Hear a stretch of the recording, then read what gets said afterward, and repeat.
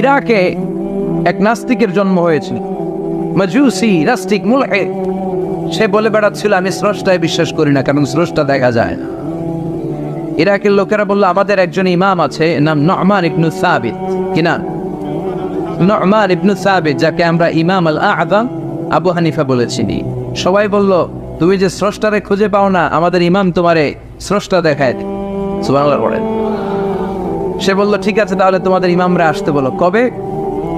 সামনের জুমাবারে ঠিক ভর দুপুরে, দুপুর 2টার দিকে জুমার নামাজের পরে আমিও আসবো, তোমার ইমামও আসবে, ডিবেট হবে।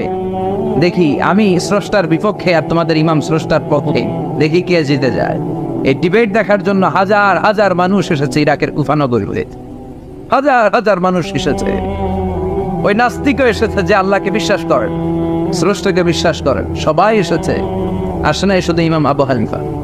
নাস্তিক কয় তগো ইমাম ডরাইছে। কি বলে? তোদের ইমাম ভয় পেয়েছে। উনি এসেছেন 1.5-2 ঘন্টা দেরি করে। 1.5 ঘন্টা দেরি করে যখন উনি আসলেন, নাস্তিক বলে আপনার সাথে কোনো কথা নেই, আপনার তো সময়ের জ্ঞানই নাই, আপনার সাথে কিসের আলাপ? ইমাম আবু হানিফা বললেন ইনদি উযর, আমার ওজর আছে। কি ওজর? তিনি বললেন আমি যখন ঘর থেকে বেরোই আমার বাড়ির সামনে বিশাল এক নদী পড়ে যায়।